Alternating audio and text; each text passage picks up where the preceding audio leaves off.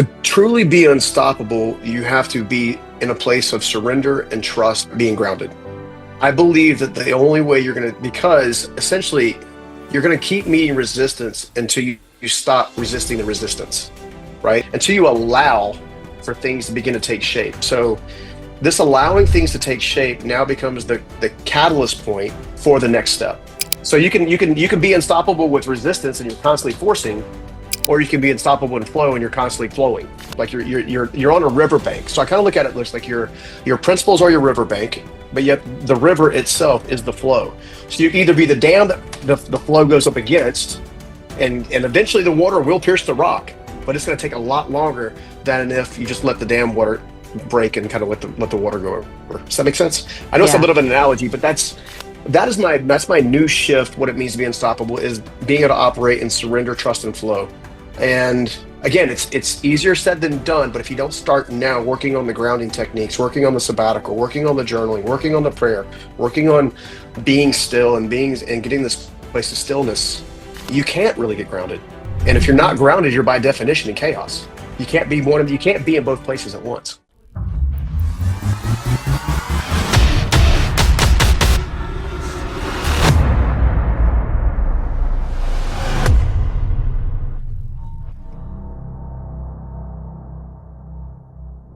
Oh my goodness. I am so excited you tuned in to the Amberly Lago Show today because I have one of my favorite people on the planet with us today. He is my brother from another mother. He is Mr. Unstoppable. Stephen Scoggins is with us, y'all. And you've heard him on the show before. You've probably, if you've been to the Unstoppable Success Summit, you have seen him. If you got to see this guy speak on stage, he lights up the room. So he's spoken at my event. I have spoken at his event. He's a podcaster. He's an entrepreneur. And he has got the most inspiring story. He helps businesses. He went from being homeless to earning like 9 figures, exiting out of several businesses. He helps entrepreneurs in so many ways. Rather than just inspiring them, he gives them like strategic steps to scale their businesses and live a life of just being unstoppable. I mean, the list goes on and on of all the things he's been featured in. Forbes, USA Today. He speaks on stages. Actually, he is making time to come and pour into the podcast, even though he's about to take the stage at an event right now. So, Stephen, I love you. Thank you for being here. Anytime, my sister. Anytime. I absolutely love you and Mrs. Unstoppable. We make a great couple in this world, trying to make an impact for sure. I know. I just think it's so awesome how you are. I just say, hey, Mr. Unstoppable. And then I'm Miss Unstoppable. And I've got so many questions for you. And we have, so many entrepreneurs that listen to the show. And I feel like a lot of people that I talk to right now, they're struggling, not just mentally, but they're this mindset of scarcity, of they don't have enough money, and they want. I mean, I actually just had somebody reach out to me, and they were like, "Well, I really wanted to buy your book, but I can't afford to buy a book right now." And I'm like, "Oh my gosh, how can we turn this around?" Because look, I know that it can be scary. In fact, I do a gratitude list every day, and I usually write 10 things I'm grateful for, but on the 10th thing, I didn't write something I was grateful for. I just wrote, my word for today is trust. Yeah. And I feel like when you can just trust that all will be well, everything will work out.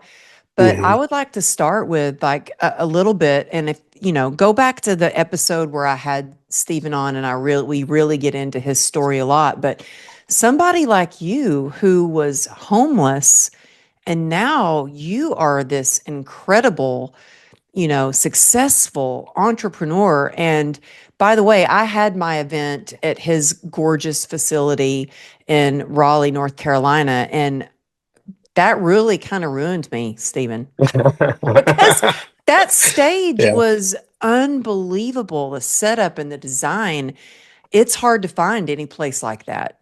But Yeah. how did you go from going from that mindset of you were homeless hmm to where you are now? Where did you start, and where can somebody start to just scale up in their life? Oh, that's such a loaded, great question because there's so many different places you can start, right? I think the easiest thing to understand is every human soul has a resonance and a frequency. Okay. And if you wake up each day, kind of what you're talking about, and you start off with gratitude or joy or some kind of principle that's more uplifting and light lifting, I would call it, like light, as in beautiful light. What happens is you're able to basically gravitate towards a higher level of frequency and a higher level of resonance. Science has actually proven now that literally, if you were to put you under a certain light, you can actually see the soul's resonance literally follow the shape of your body. And the more you're in love and joy and peace and mercy and grace and these other higher uplifting things, the resonancy of the frequency actually is off your body quite a bit. The reason I say that is because I had this interesting epiphany. So you and I were talking a little bit off air about, hey, last year it posed some challenges, right? And you would think that you exit a business, you got it all figured out, you can kind of go where you want to go, do what you want to do, and stuff like that. That life is easy and whatever. Not the case. And I actually learned that over the last 25 or 30 years specifically, um, essentially what it takes to win is becoming what I refer to as the integrated entrepreneur. Okay, I'm trying to explain what that means. An integrated That was entrepreneur. actually a question I have highlighted to ask you was what the heck is an integrated entrepreneur? Yeah. Well, and this funny thing is, our one of my book agent, because I'm obviously working on a new manuscript myself, and when I first proposed it, we're going to call this manuscript the Entrepreneur's Edge, and then she got into the book, and she's like, Stephen, this concept has never been discussed before. This is so different. She actually referred to me as Wayne Dyer for business, which is kind of funny. I love so that. so I really like that. But the integrated entrepreneur is the entrepreneur that is so self-aware, so emotionally regulated, and so emotionally, honestly secure that they're constantly grounded. Mm, And out of every grounded place comes the gravitational pull to have an elevated place. Or as our mutual friend Henry would call it, my word for the year is actually ascension. So ironically, you said yours was trust, mine's ascension. Mine is raising, right? The integrated entrepreneur spends a lot of time in really four categories. They're integrated in their mind, they're integrated in their emotions, they're integrated in their body, and they're also integrated in their actual energy signature. Right. So those four categories oftentimes are moments of dysregulation. For example, every major bad decision I have ever made in business or in relationships or anything of that nature came as a byproduct of subconscious programming that just acted out like a response, a reactivity thing, or being dysregulated in the moment and you just make a reactionary decision. And then you have to deal with the consequences of making that decision. And that's what causes this chaos piece. So if you want to get started in actually elevating yourself, you actually have to work backwards. And I love the fact that you actually do the gratitude journal every morning because that is a way of working backwards to actually work forwards, if that makes any sense. That's probably where I yeah, would have them start. I think that's huge. I will tell you though, and I'm gonna, we keep it real here on the show, and I don't know if it was that I've had like, well, it's been a lot of back to back to back never ending days, but Yeah. yesterday was like especially a back to back day where I think hmm I was online for like 12 hours Oh yesterday. gosh. And it can be a little draining after a while, hmm As much as Yeah. I love what I Yeah. do, Yeah. for me to sit in one spot, like I try to get up and do some push-ups in between or just hmm go outside to get grounded a hmm little bit if I can. But it was one of those hmm days. And I think sometimes that our days can carry over and affect our next day. And I was hmm just exhausted. I went to bed and I woke up still kind of tired, but I woke up in a funk and I was like, okay, I want joy. I want to feel happier. I want to feel more grounded, and hmm I think that's one of the reasons I was like trust. My word Yeah. for the day is trust that Yeah. all of this stuff is going to work out, Yeah. And but I went through my gratitude practice, and I was like, okay, it shifted my perspective a little bit, but I'm still feeling like slow and I'm in a slump. I need to get out of this slump. And I know you hmm talk a lot about that. Then I was like, okay, well, I'm gonna I'm not going to go and look on social media or my emails. I need to just go move my body because I know that moves Hmm. my mood.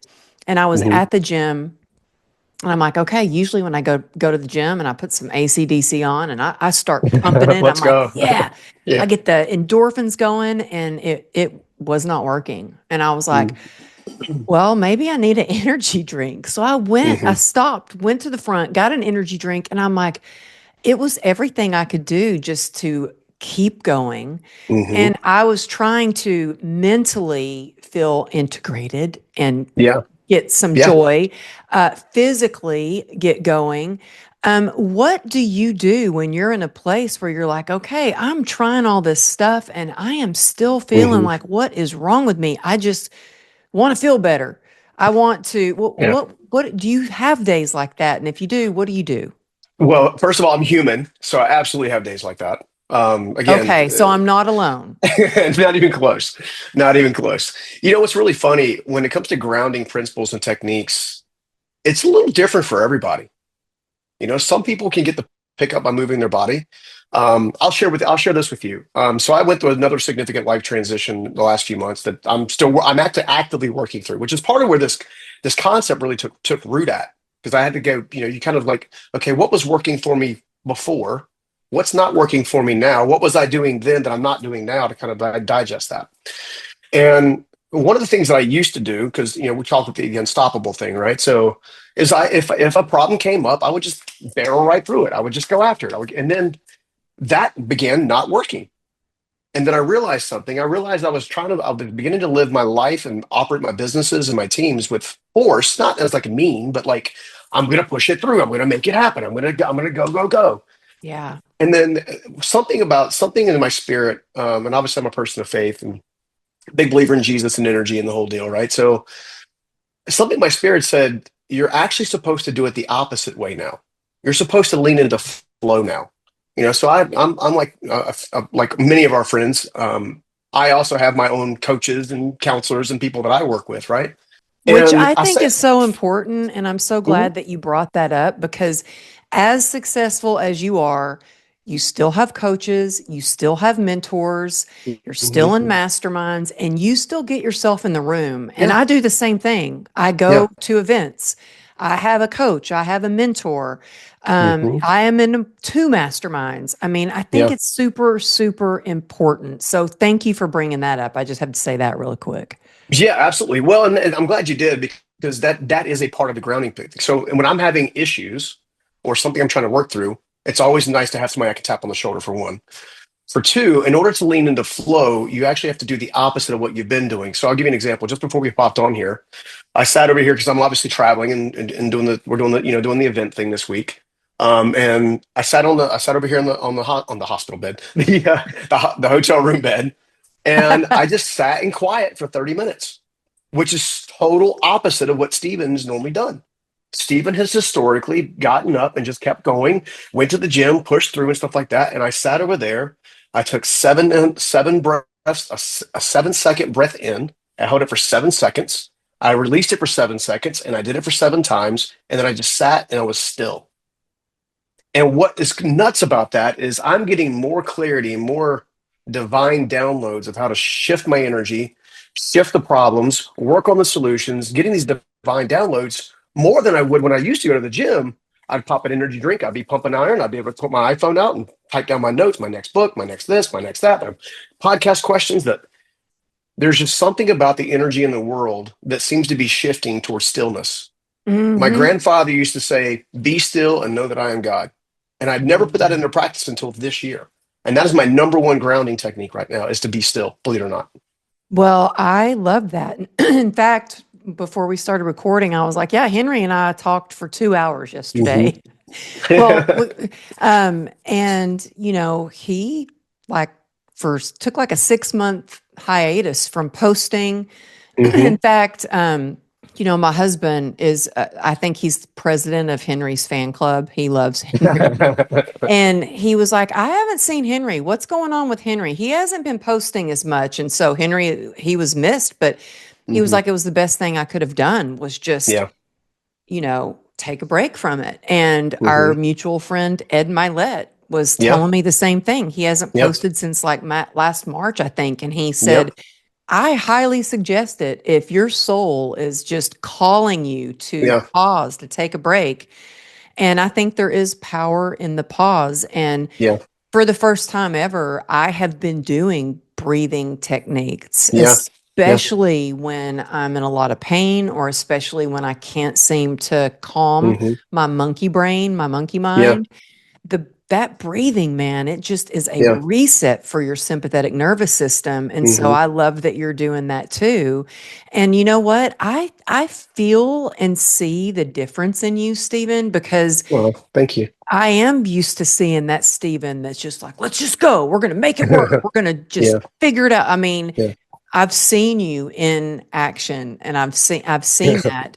And you have this sense of like grounded, calm Hmm. feel. I see the difference in you. Well, thank you. Well, I mean, and this difference, believe it or not, is relatively recent. I've only been kind of operating in this new level. Henry was a part of that. My good friend Paul, who's one of my coaches, was a huge part of that. I met him through my book agent about 3.5 years ago. And I don't know that there's just something about if you can get grounded and rooted and regulated and stay there as often as possible, you can literally become the integrated entrepreneur, like the integrated person. All that means is that your body, your mind, your soul, and your energy are all on hyper alignment. That's all that really means. What happens is life goes like this and this and this and this, and then okay, so your energy's good, and then your mind's all over the monkey brains all over the place, and then your mind's good, and then your energy's all over the place, or the spiritual, like it's a constant state of chaos until you take ownership of the chaos and say, you know what, enough's enough. I'm going to be still. I'm going to sit in stillness. I'm going to learn to operate in flow. And the reality is, I'll tell you one of the biggest techniques that's actually work. I'm actually ready to do this. Like coming in later, as soon as I get done with this event, I go back to Utah for a few weeks or a few days, and then I'm off. And that's the power of the sabbatical. Every time I have a major life shift of any kind, I historically will take a week or 2 weeks, and I'll go off somewhere by myself. No agenda, no nothing. I try to find some place that I feel like I'll get energized. And sure enough, literally, as soon as I get back to Utah on February 5th of 2025, I'm going to be jetting to New Zealand for 3 weeks by myself through February 5th to the 22nd. Wow. Do you know I have always wanted to go to New Yeah, Zealand it since I is was a beautiful. kid? I don't know why, but there was just something about New Zealand that Hmm. has, if I could say I want to go any place, like you can go one place for vacation, Hmm. I would say New Zealand. I've always wanted to Yeah. go there. So I think that's amazing that you're doing that. Um, and I've had like a lot of this past year and writing the book, Yeah. a lot Yeah. of intensity, a lot of resistance. And I was just like, you know what? I'm writing a book about joy through the journey. And Hmm. I'm not going to let the Yeah. stress of that and launching an Mhm. event and all the speaking engagements I'm going to do. I'm like, I am just going to trust. I am just Yeah. going to be in alignment with, you know, really my integrity. I think it's important to have the integrity, but to know your priorities. And so Hmm. you can be in alignment. And I feel like when you are true to yourself and you stay centered in alignment, Hmm. the right things come and they Yeah. come when they're supposed to come. And it Yeah. doesn't have to be forced. That's right. And I just feel like too, Stephen, like how we met. I was thinking about how we met. Was it Bo that introduced Yeah. us? I think it was Bo originally introduced us. Yep. And then we became fast friends on a podcast. And then you Yeah. did And an I mean, event right out of COVID. It was awesome. Yeah. as soon as I met you, I was like, oh my gosh, I love this guy. Uh-huh. I want him in my life. And I'm like, you're Well, not getting rid of me. that's And good.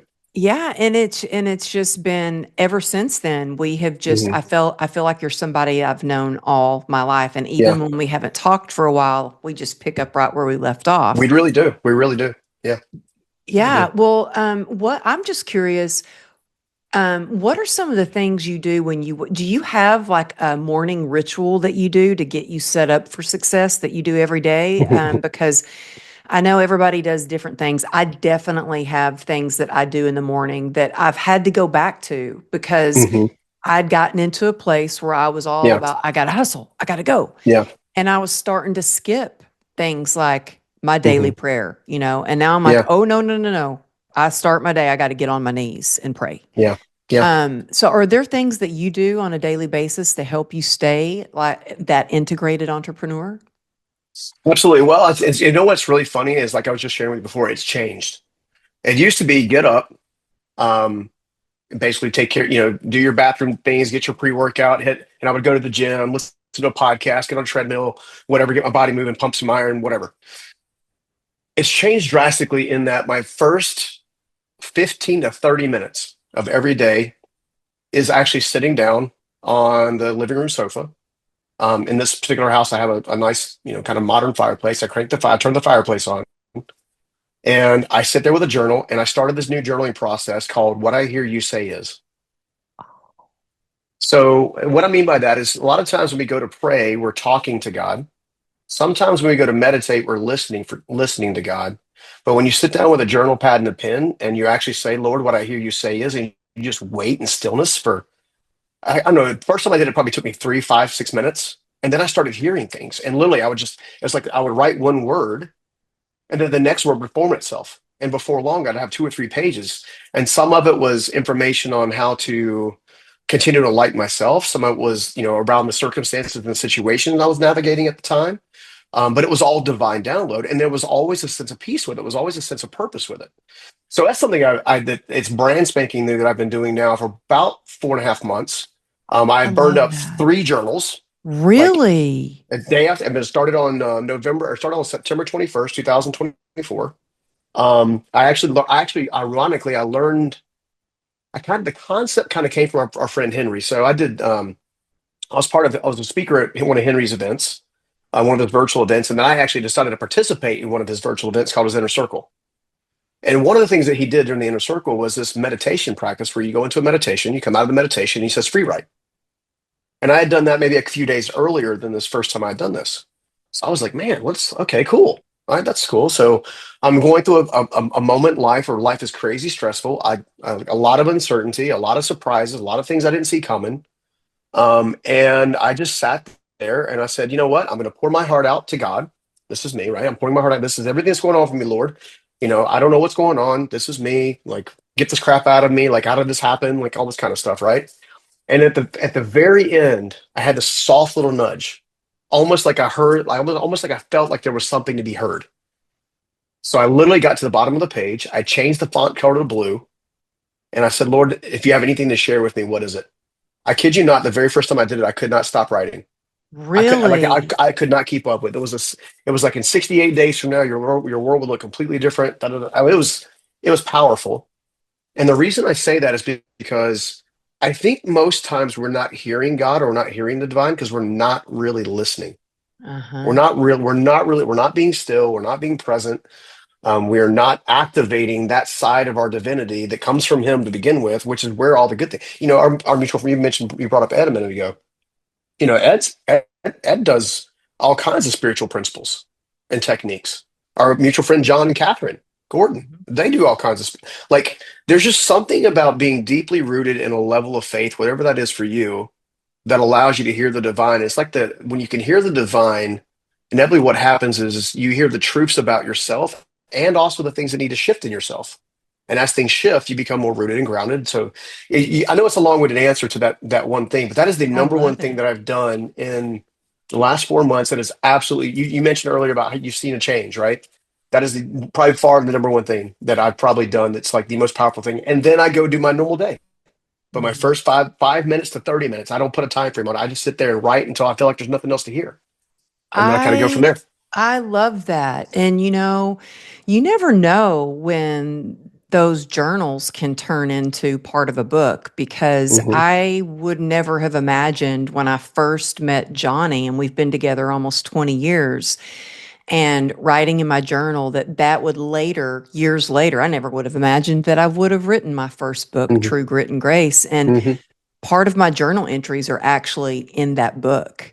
Oh, wow. But I have had a journal out, and you've inspired me to get back to actually handwriting because I've Yeah. been doing a lot of typing and it doesn't Hmm. come out quite the same. Yeah. But also, this is wild. Stephen, I remember being in North Carolina, and we had a lot of resistance at that event, didn't we? We did the first day or so. We did. Absolutely. We did. I mean, there was just like it was wild, and it ended up being the most faith filled. Like I felt like the Holy Spirit was in that Yeah. room. It was Yeah. unbelievable. And what this reminded me of, and I think things happen for a reason.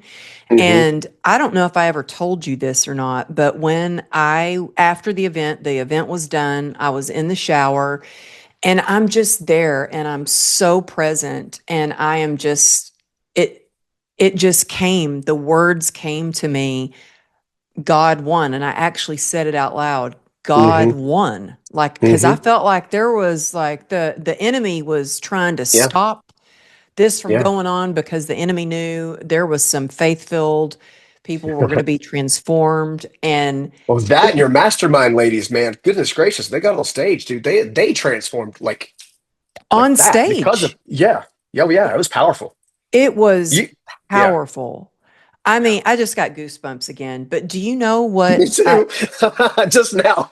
That was so cool. Yeah. Wow. Well, Yeah. this morning, I had when we've moved 3 times in the past couple of years, and Hmm. it was driving me crazy. I couldn't find some necklaces, and it's not like me to lose like things that are super meaningful to me. Hmm. And I found all of the necklaces that I was Oh, looking wow. for. They had fallen underneath something, and so they were Mhm. hidden. And the first necklace I pulled out was a necklace that one of my mastermind members actually Oh. made for me, had made for me. And at the mastermind brunch the following day, I told them this story about as much resistance that came up, like what came, like I heard Hmm. the words God won. And Hmm. so she made me a necklace that Yeah. says God won. And I That's was so cool. just cleaning that because it's tarnished now. Hmm.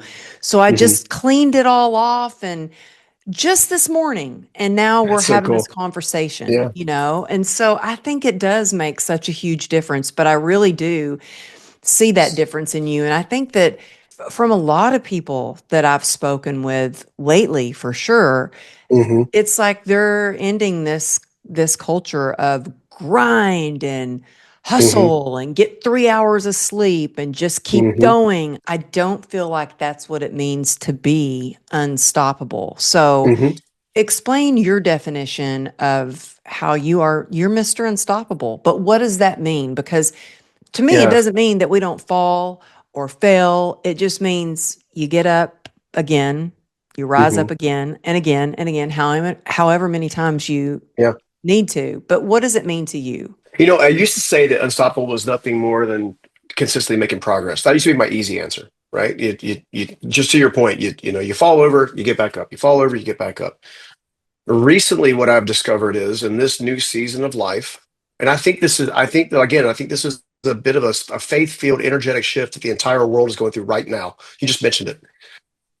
To truly be unstoppable, you have to be in a place of surrender and trust and groundingness, or being grounded. I believe that the only way because essentially you're going to keep meeting resistance until you stop resisting the resistance, right? Until you allow for things to begin to take shape. So this allowing things to take shape now becomes the catalyst point for the next step. So you can be unstoppable with resistance and you're constantly forcing, or you can be unstoppable in flow and you're constantly flowing. Like you're on a riverbank. So I kind of look at it looks like your principles are your riverbank, but yet the river itself is the flow. So you can either be the dam that the flow goes up against, and eventually the water will pierce the rock, but it's going to take a lot longer than if you just let the dam water break and kind of let the water go over. Does that make sense? I know it's a Yeah. bit of an analogy, but that's my new shift. What it means to be unstoppable is being able to operate and surrender, trust, and flow. And again, it's easier said than done, but if you don't start now working on the grounding techniques, working on the sabbatical, working on the journaling, working on the prayer, working on being still and being and getting this place of stillness, you can't really get grounded. And if you're not Mhm. grounded, you're by definition in chaos. You can't be in both places at once. Okay, so what would you say to somebody who's like, well, yeah, I'd like to take some time off and go away even for 5 days, but I can't take off work. I got to make the money. I got to pay the bills. What would Yeah. you say to that? Start small. If you can carve out 30 minutes, it's 30 minutes. If you carve out an hour, carve out an hour. You don't have to go to some exotic destination to actually have a meaningful sabbatical. In fact, the first set of sabbaticals I ever did, I used to just drive from my house in Raleigh at the time, and I'd go to the coast for the day. 2 hours there. I'd spend an hour and a half on the beach, sitting on the beach, listening to the ocean, and I would drive 2 hours back. Right. Or I would go at one time when my grandfather was still living, who was my spiritual guide, mentor guy. I could literally go sit at his feet. It was like, it just oozed wisdom. Sometimes I would just go sit with him for an hour and Mm. I would feel better. So a sabbatical is nothing more than a departure of the mundane, or the departure of what you know to be your daily activity life. In this season of life, I'm fortunate enough that I can do some nicer things and go to some nicer places and experience the world. But at the same time, one of the things that I told myself when I exited those businesses was I wanted to, like, I was originally, that was my original plan, was I was going to travel the world, go 3 or 4 or 5 different destinations a year, and like kind of experience things. And then I actually got away from my own goal. Like, I started pouring myself in another direction. It wasn't like it wasn't beneficial, but it wasn't for me. It was for other people and trying to take care. And that's where you have to kind of understand what kind of programs you're running in the background at the subconscious level. Because when you can do that, now you can shift and know, is it an hour over here? Is it 2 hours over here? Is it a weekend getaway? I always say the replenishment plan has three pieces. Okay. Your replenishment plan has, where do you go? What do you do? And who do you do it with? Okay. So when I do a replenishment plan, that's what I'm doing. So in this particular season of life, where am I going? All right. Well, I'm going abroad, right? For one, New Zealand is one of those places that is a very spiritually inclined place.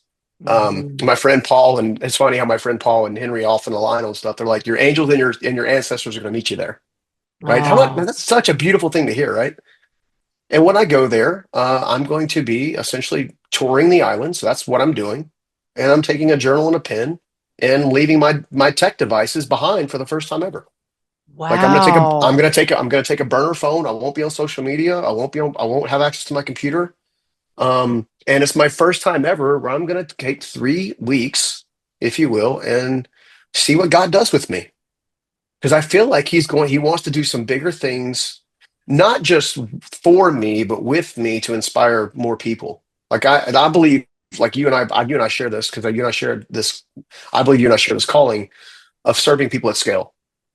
Right there's just certain energy sources that can only be poured out at scale. I mean, you're great one to one. I'm great. We work one to one. All that's great. But there's other things. There's an energy exchange. You know this one from speaking, right? When we speak on Zoom versus when we speak in a room, right? Yeah. There's an energy exchange. And if I can make my energy signature bigger, brighter, bolder, it'll do more good work, more light work, if you will, in the world. Serve Jesus, serve God a whole lot better. And I think everybody has that capacity if they'll slow down and get more grounded, I become more love integrated. I love that, and I love the way that you explain that. And I have to have another surgery, and the doctors Oh wanted to do gosh. it right away. I'm like, yeah, number 35, but who's counting, you know? You're right. Yeah. But the doctors wanted to do it right away, and I was like, "Oh, but no, I can't. I've got this book coming out." Then I'm like, "Oh," they're like, "Okay, well then after your book." And I'm like, "Oh, but no, I can't. I've already been paid to Hmm. speak at these events." And then they're like, "Okay, well after that." I'm like, "Oh, but no, I can't stop yet because I have my own annual event, the Unstoppable Hmm. Success Summit." That's right. They're like, "Okay, well, after that, when is that done?" And I'm like, April 28th. And they're like, "Okay, then we're going to do surgery, get it scheduled for Mm. May 1st." And I'm like, "Well, that's not fun. I want to go to No. New Zealand to slow down. I don't want to go to have a surgery to slow Yeah. down." You know what I mean?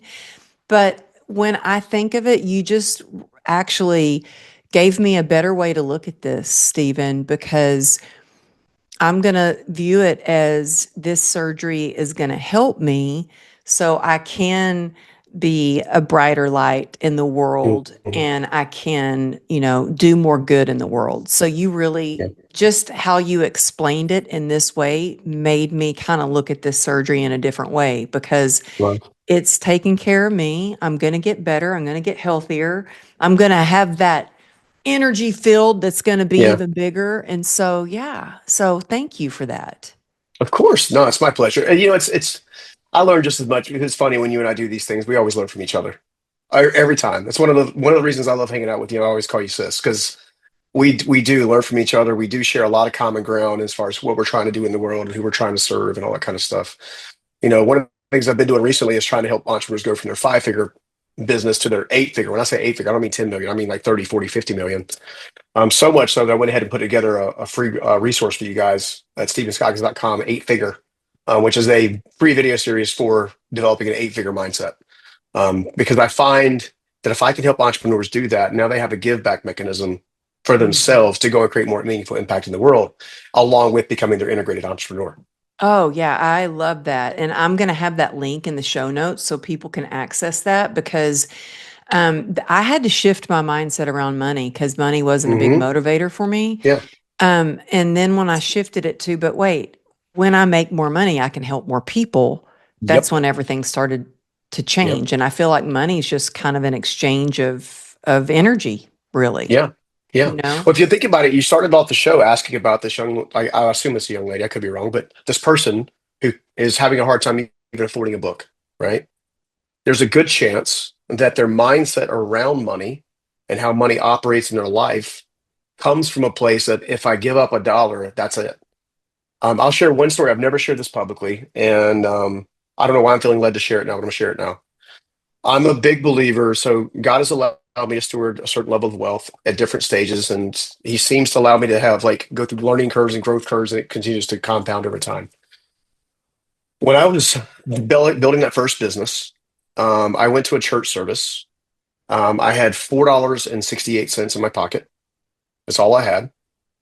And when I went to go do this church service, he was talking about this lady, this elderly woman who was going to the temple to put her all of her hard-earned money like into the offering plate. Meanwhile, this Pharisee or Sadducee was going to go and give his 10%, right? And then it's a parable that Jesus talks about, and he talks about like, well, who do you think gave more? The woman who gave all she had, which is next to nothing compared to the 10% of the Pharisee, or the Pharisee that only basically given just a little bit, right? So he tells this story, and I'm feeling like a little convicted. The offering plates coming around, because this is Yeah. like a traditional church offering plates coming around, and I'm like, uh, uh, uh, uh. The offering plate gets in front of me, and I hear this almost audibly. Do you trust me? Do you trust me? And I put the $4.68 in the offering plate. I kid you not, Monday morning around midday, I actually made $468 on something I didn't expect to make it on. And I'm a big believer that when you sow into something like that, notice it's a positioning of the heart, right? Mm-hmm. When you position the heart well, abundance always follows. So if you go back to the person you mentioned at the very beginning of the show about, well, how do I get where I can afford a book or afford a car or afford a house or afford to kind of level up and kind of have that experience? The answer is always going to be look at the condition of your heart, look at the position of your heart. Are you trying to get resource so you can just spend, grind, make, own, take? Or are you looking at getting a resource you can compound, give, and basically create abundance for other people? I've learned if you create abundance for other people, you can never have enough. Oh, that's so powerful. And I've had, actually today woke up and I was like, oh, I mean, I don't I've never ever wanted to have credit card debt, so I haven't. I mean, I Yeah. have my credit card and I pay it off. I don't care how Yep. much it is. I figure out a way to pay that And credit sometimes card. it stings, doesn't it? Oh man, it I got you. does. Yeah. And especially when you're like, "Oh, dang, I didn't know that was due," or, Mhm. that annual renewal of an extra $2,000, $3,000 is coming up. I'm like, "Oh, I wasn't expecting that." And it was kind of one of those. mornings where I Hmm. started to get into this mindset of kind of worry and lack. And I was like, you know what? No, it will all work out. It will Hmm. all work out. And I'm not even kidding you. After that, I opened up my email and I had sold 2 tickets to my event. Hadn't even Yeah. really posted anything about it Yeah. today, but all of a sudden I'm like, oh, wow, somebody bought a couple of tickets to my event. Yeah. There you go. Yeah. You know what I Yeah. mean? And Yeah. so I think when you're in that place of trust, that it does. And Hmm. and what you said, and your heart's in the right place, and you're doing it because you want to help other people Hmm. achieve abundance, and you Hmm. want to do good in the world, that somehow, some way it works out. Hmm. Yeah. But The it source is of the, yeah. I was it's oh, so sorry to much make cut about you off. trust. Yeah. It really is. Well, and again, I think this is one of the reasons why I'm coming at the marketplace now with this new message of becoming an integrated entrepreneur, because entrepreneurs have the ability to create something out of nothing. Okay. So they have a vision, they got a goal, they got literally, Henry and I and Terry and I are working on this new thing. It'll be public knowledge probably in a couple of years, but it's massive, right? It's Okay, massive. he has been telling me Yeah. I'll tell you more about for it off air. I can't tell it on okay, air. I okay. just He can't. has been I just telling can't. me, and I'm like, oh my gosh, I know it's big. Okay, Yeah. yeah. It's huge. It's huge. And because I feel like God has now given me both the position of my heart, the position of my mind, and the position of my impact to create a $1 billion business. So take that for what it's worth. There's a challenge now in front of me, which is good. It's a good thing. But where I was going with this is the reason I'm coming at the marketplace with this specific message now in this day and time, this integration message, is because I would not have those aspirations. I would not have the ideas. I would not have the things that are flowing to it and through it and around it had I not spent so much time just trying to be grounded and integrated and like bringing these parts of myself in complete alignment. And again, I'm not saying like once you do it, you're done. Like it's a matter of managing yourself, right? Kind of like all day long, almost. The source of all abundance is heavenly integration. The source of all abundance is heavenly integration. So no matter if it's a job you want or a business you're trying to create or the next level of your business or a financial resource or whatever, you are the source. You are the source of all the abundance you will ever need or ever want. God has already given you the ability to have all of those things, to do all those things. He's just asking you, to your point again, trust and surrender. And again, for someone like myself, who's a type A, go after it, get it, knock it down, break down the walls, like get out of my way. It has been one of the hardest, but almost one of the most rewarding journeys I've been on recently, which is why I'm out here, like kind of being a bit of an evangelist for it. Because today's time, I think you'll get further faster by being integrated versus by being disjointed and forcing things through. I completely agree. And, a lot of what you're sharing is a lot of what I've learned actually in recovery. Hmm. I got sober when I was 2006 in 2016.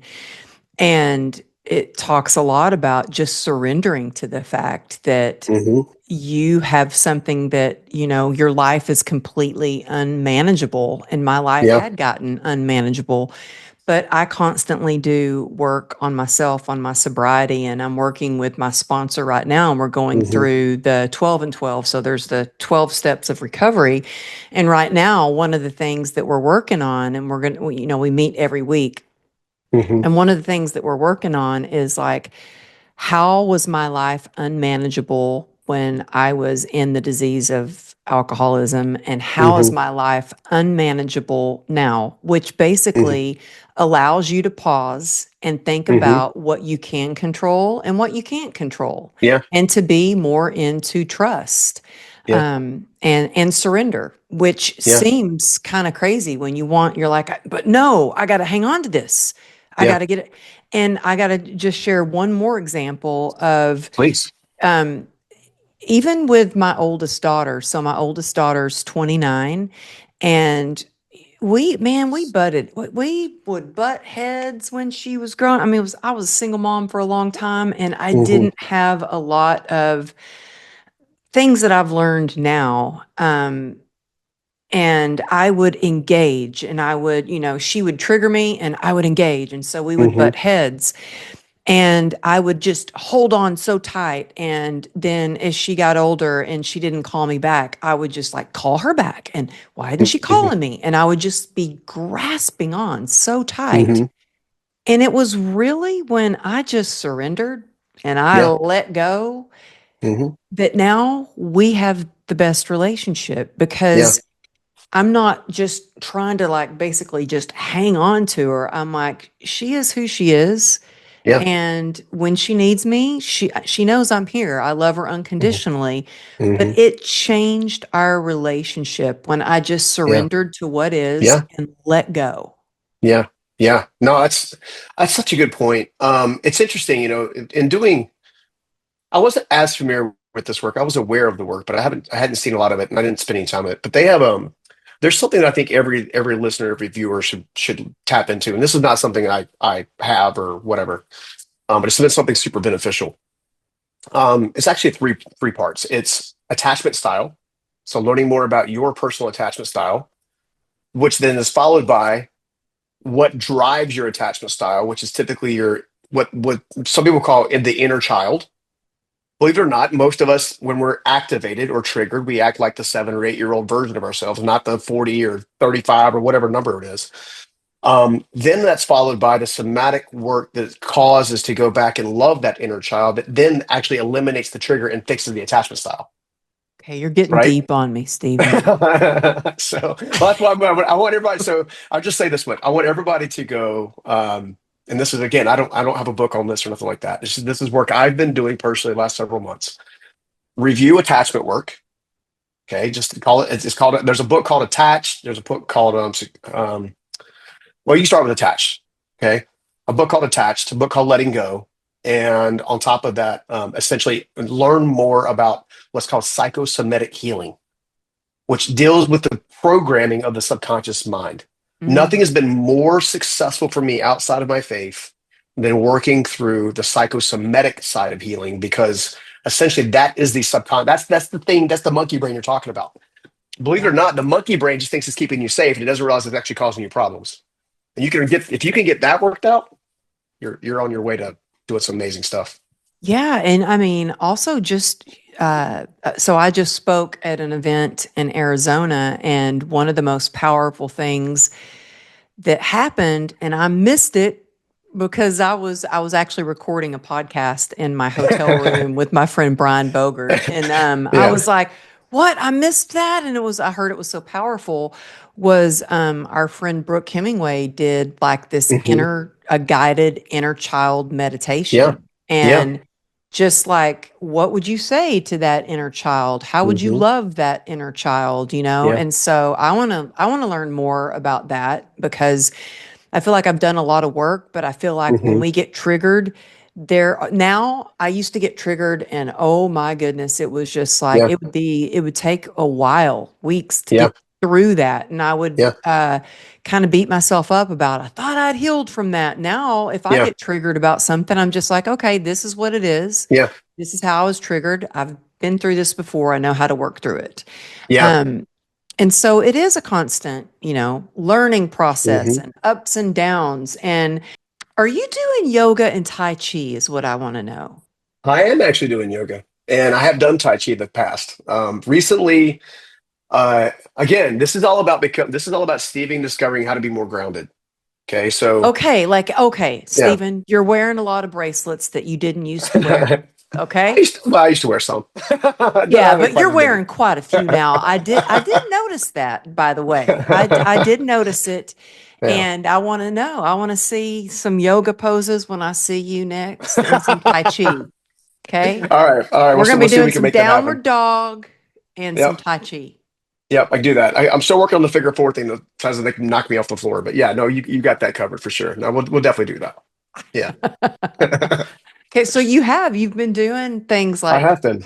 I okay, have been, because so again, it's when you discover that your old way of being and your old way of doing is not giving you the results that you want to get, it's time to really start looking at other alternatives. Now, yoga hasn't changed my faith in Jesus, or hasn't changed my understanding of energy. It actually has intensified it. Ironically, I'm actually No, I won't go too far down this rabbit hole, I promise. But I'm actually doing a quantitative line by line comparison of Jesus and the kingdom of heaven and what's known as the quantum field and all the energy sources that actually go through the body's nervous system and what yoga would call the chakras. Oh, And yeah. you can actually find the same system actually in the Bible, just called a different thing. So again, this is a whole new spiritual journey. Again, my anchor in Jesus has not changed, but yeah, there's a whole But new level that's coming. But you Yeah. know what? I'm the same. I love Jesus, but I love learning about Yeah. chakras too. And Yeah. I'll tell you a really wild story is I have a friend of mine back in LA, and I went to her house and we were doing a meditation, and then she Hmm. had all the stones, the colors of the chakras, Hmm. and we laid on the floor and she was talking us through this meditation, and we had the stones on the chakra points. Hmm. And she was going through, and then she got to the throat chakra. She was talking about this, and I promise you, it was wild. I didn't believe it myself. The stone popped off of my neck, Oh and wow. I opened my eyes, and she stopped the meditation, and she goes, "Oh my gosh, I saw that." And I was like, I know. That Yeah. was wild. That just showed like Yeah. she goes, whatever there, blockage there was at your throat Hmm. chakra is gone now. That the energy there just popped it right off. So I love learning Yeah. about all different, and I believe having an open mind. And one of the things I love about the 12-step program is it's not a religious thing. It's a Hmm. spiritual thing. And I couldn't Yeah. stay sober if I didn't have a spiritual Yeah. connection to God. And I Yeah. have things that remind me when I get in my own way and I'm all, Hmm. into self will that, no, I need to fully rely on God. I need to anchor Hmm. myself to God. Hmm. And our friend Connor told me something and I miss Connor. I haven't talked to him in a while. Well, he's got a brand new baby, so he's busy. Camden was Oh born. my Camden was born just before Christmas. Yeah. Oh, well, I've got Yeah. to check in on him, but he told me Yeah. something a long time ago that I love. He said, God doesn't waste pain. No, he does not. He does not. No. So I got to give you this one liner. I can't help myself. Remember that I told you I did that first journal session about now that was on the computer because I just happened to be at the computer when I did it. When I changed the font color at the beginning of the show, we talked about that. There was a line in there where he's talking, and of course I'm just trying to keep up. Like I let Henry, this our mutual friend Henry's actually read it, and it's mind blowing. At some point in time, I'll share it with you and let you read it. But uh, he says, "Do not underestimate the power of small beginnings and painful transitions. Painful transitions. Pretty much every major growth spurt you will ever have in your life is going to be on the other side of a painful transition. I have Okay, no so I'm problem. I'm about Yeah, to have some. yeah, yeah, Okay. That's yeah. what I you're mean, telling me right now. and it's okay. Well, and here's the thing. Resistance says, I don't want pain. I don't want pain. I don't want pain. I don't want pain. I don't want pain. I don't want pain. I don't want pain. Flow says, the quicker the pain comes, the quicker the pain goes. Right. So it's a removal of the resistance and the blockage. Right. But painful transitions create catapulted magnification of your growth pattern. Right. So it's what causes the growth. The books you've written, the stages you've been on, all of that stuff came out of an auto accident. Yeah. Right. You survived it. You thrived through it. You built on it. You grew from it. That's what people don't understand. Everything that they really want, everything that we want. Like I have certain desires of my heart that I really want in this stage in life, right? Because I'm in theory I can go and do and whatever I want, for the most part. And I have other things in my life that I want, right?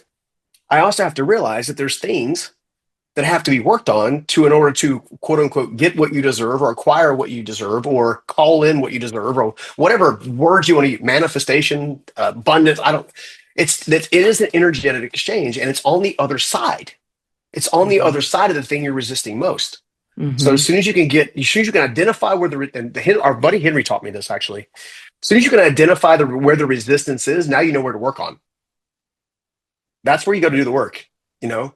So anyway, I don't mean to go off on a tangent, but No, I love that. that keyed that off of my brain. Sorry. I love that. And you know what, Stephen? I could talk to you all day long. I mean, I love you. This has been so helpful for me. I'm Yeah. sure everybody that's listening is like, yes, and taking notes and going to make some changes into things that they do every single day. But it's been very helpful for me. And Yeah. you've been a blessing to me. I mean, I'm getting emotional. You've been such a blessing to me in my life. Yeah. I'm so grateful. There are not many, if any, people in Hmm. the world like you. Oh, thank You're you. a rare breed, Stephen. Thank you. I Thank you. love you. Thank you. Um, do you have anything that you would before we leave? And I want everybody to have the links to where they can, Sure. take the 8-figure mindset makeover. I want them to get that and know where to Hmm. find you. But do you have any closing statements or any one last message you want people to know about? Ah, that's always such a. I'll tell you what. What's on my. What I feel like God is asking me to share. God is asking me to share what you think is holding you back is not actually what's holding you back. It's actually the inside of you thing that's holding you back. It's the So it's not the what? lack. It's the inside of you thing that's holding you back. So, for example, if you think you're lacking money, it's not the lack of money. It's the perception of money, how money is utilized. You're looking for wellness, right? So it's not the wellness piece. It's how you're looking at how wellness occurs in your body. And for some reason, I'm just seeing more evidence of this day after day after day that this is more and more true. And I'm on this big quest right now for truth. Like, what is true? What is truth? And I think when you go on a quest for truth, you're going to find the answers in many cases, possibly on the things that you've been avoiding, right? So Connor, ironically, you mentioned Connor. I told him a long time ago. He's like, how do I do this? How do I do that? I'm like, do the hard work first. The very thing that they're most scared of that you don't want to do, go do that thing first, and everything behind that will get easier. That's what I always say, Stephen. I'm like, do the hard thing first and then life gets easier. But if you're Hmm. taking the easy way out, it's going to continue to be hard or you're going to be Hmm. filled with regret. Yeah. And that's something that I really try to explain to people too. Like I had a client of mine who wanted to give up. She, has these big goals and dreams, but Hmm. was trying it for a year and it wasn't getting her to where she wanted to go. And I was like, I'm still trying. I'm Yeah. not exactly, it's not like I've made, I'm like, okay, I'm here. Yeah. If I think I'm Life's here and great I've deception. arrived, Yeah. then Life great deception is that there's a destination. There's no such thing as a destination. Maybe once you get to heaven, you'll get a new assignment or something like that. That's about it. yeah, yeah. Yeah. But no, I'm still Yeah. trying and still growing and still, Mhm. and I think that's what makes life so amazing is that Mhm. I love learning and, I've had Johnny sometimes say, when is enough enough? And I'm like, well, I love what I do and I want to Mhm. constantly learn and Mhm. grow. And so I sure love learning and growing with you, Stephen. Yeah. I just feel like Likewise. we've been through a lot and you're the kind Hmm. of friend that we can just hop on the phone and just, you know, Anytime. tell it like it Anytime. is. And Anytime. Yeah. yeah. Anytime. Yeah. Well, tell people where they can find you before you go off to New Zealand. Yeah. Or even if you're in New Zealand and they want to, like, okay, I know he's off the grid right now, but I still want to get a hold of this 8-figure mindset makeover. How can they do that? Well, obviously, it's StephenScoggins.com is the easiest. That's a Stephen with PH, and Scoggins is Scoggins. It's funny. I've recently started putting out more content on Instagram and TikTok related to the integrated entrepreneur concept, and it's getting a lot of really great feedback. So I want to invite folks to check that out. If they want to take advantage of the mindset makeover, it's just StephenScoggins.com / the number 8-figure. No hyphens, no underscores, no nothing. Just 8-figure. And that'll help them kind of get started. They can kind of get to know me a little bit, and I can get to know them a little bit. And yeah, my team's going to be handling things while I'm gone, so I won't look like I'm off grid, but I'm off grid. So Okay. Well, hey, I am so happy for you that you're doing thank this. you. And I do hope you take some pictures though, because I want to see pictures. I will. I am going to take a phone that my mom, my dad, and my COO have access to during the trip. But I've told everybody politely, guys, this is for emergencies only. I'm I'm on it. I'm on it. I know I'm going there on a journey. Like I instinctively know it, which is kind of cool. And I'll be moving back to North Carolina pretty soon and building a property called Safe Haven. So it's going to be, we got a lot of really cool stuff coming. Oh, I cannot wait. You do everything top notch. And so I Thank can't you. wait to hear more about that. But thank you so much for coming on the show and sharing your wisdom. And I hope to be sharing the stage with you again real soon. Let's go. Yeah, it's Yeah. time. Thank you so Yeah. much for having me. Seriously. Thank you. Uh, I'll always love you, okay. sis. Thank you. And you guys, thank you so much for tuning into the show. I really, really appreciate you listening and sharing the show with others that you think need to hear this message. It's because of you that you've made the show a top 1% podcast. So thanks for tuning in, and we will see you next week.